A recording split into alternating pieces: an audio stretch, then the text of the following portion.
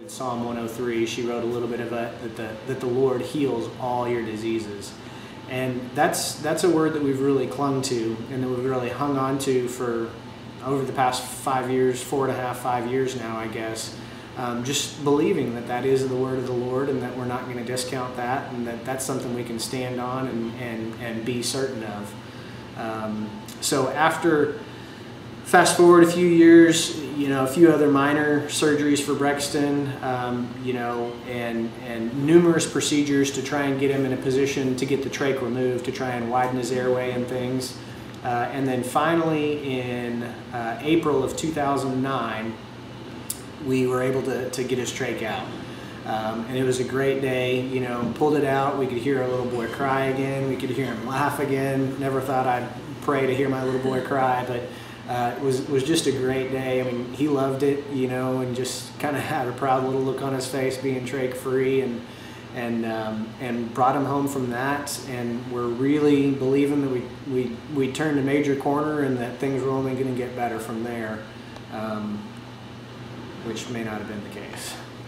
It was like we saw the light at the end of the tunnel, and we had stood on that word that our son would have a great testimony of healing. So we're like, we're there. We're almost there. And it was just 6 short weeks later, in June 2009, where one morning Martin was already at work, and I went in to check on Brexton. And I looked at him, and I thought, man, he looks really peaceful. And then I realized, he looks too peaceful. And when I got to him, I found that he wasn't breathing, and his heart wasn't beating. And so I called 911. And the wonderful operator on the phone walked me through CPR, and it's one of those things you're like, there's no way I could do that, but I did, and she walked me through it. The ambulance got there really quick, and they took care of Rex, and we didn't really know what was going to happen. I was trying to get a hold of Martin, and so they were able to start his heart again on the way to the hospital in the ambulance. But the whole way driving there, we don't know exactly how long he was without oxygen, but it looked like it was probably around 20 minutes, which is an extremely long time to be without oxygen in your brain.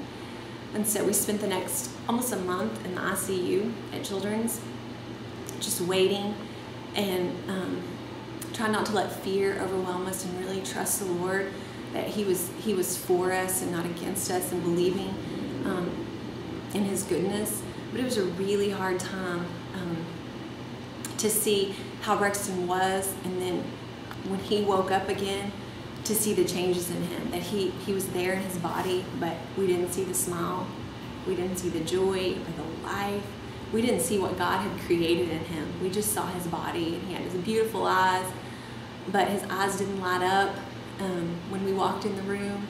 And so it was really difficult. And at the end of that, we started going, maybe this is going to be the time. Maybe we're going to see this complete healing here at the hospital, and the doctors are going to be amazed, because we always had hope. Even on those worst days, we're like, we're going to hold out hope. And so at the end of that time, I think it became the most difficult, because we realized that we were going to have to bring Brexton home.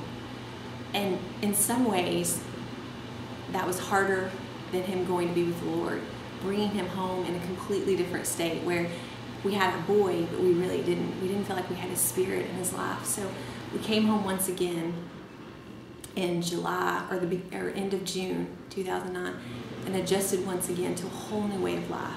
Feeding tube, carrying him everywhere, just taking care of him in a way we'd never done before. We had to stretch his legs, his arms, massage him, do all these things that you do, and it was really hard. Although the Lord was with us and helping us, we cried a lot. We asked questions we didn't understand, but we started just saying, what, we're going to fill ourselves up. So we started listening to sermons, we started reading the Word, and that was all we needed to do, was just really immerse ourselves where there was hope, which was in the Lord. And we were hoping that was going to be a really short season, and here we are, almost 2.5 years later, and it's been a difficult road, but God's been so faithful. He's given us people to help us, He's given us a great church to support us, people to pray and really believe that Brexton can be healed. Because the thing is Mark talked about Romans 4 earlier, that through that horrible situation, we really were strengthened in our faith because we were fully persuaded that God was able to do that which He said He would do. And He had said Brexton would have a great testimony of healing. And what began to really stir up in our core was that, okay, before it was going to be hard because Brexton had partial brain damage, and now almost his whole brain was damaged because of that lack of oxygen. But that's no harder for the Lord. I mean, He created the earth. He created Brexton. So we began to really say, okay, this is still going to happen. We're still going to stand on this, and we are not going to give up even in the midst of these horrible circumstances. So it's definitely not a path that we would have chosen and that we would have picked for ourselves. But I think we're really to a place where we can honestly say that we wouldn't trade it, because the things that the Lord has taught us, there are certain things that can only be learned in the trenches. And I heard a guy say one time that everybody wants great faith, but great faith comes from great victories, and great victories come from great battles. And we found ourselves entrenched in a pretty great battle here for the last 2.5 years for sure, and I would say maybe the last 6 years. And it's through that I think the Lord has been able to kind of produce great faith in us. And so it's not something we would choose, but it's definitely something that the results of it, I'm very thankful that God has produced those things in us. One of the things we were talking about was just, what are the things that the Lord has really done in us through this? Knowing that we are fully persuaded of what's going to happen in the end, having that long-term look at it, Brexton's going to be fine. One thing that we really had to come to terms with was what me and a friend like to call a worst-case scenario. That a lot of times the enemy will bring this fear, like, if this happened, you could never make it.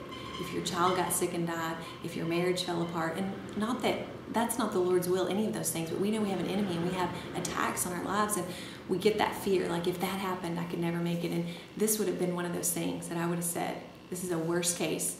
If that happened to me, I couldn't do it. And I wouldn't be able to go on. And you know what? We have been, because the Lord has been for us, and He's been with us. And even in the worst possible circumstance, finding our child really dead at the time and he was revived to life, that worst case scenario, we've been able to make it. And we can really say that we've been strengthened in our faith. So there is hope. And the Lord will pull you through those times, and He will carry you sometimes, and He will send people into your lives, and you can make it.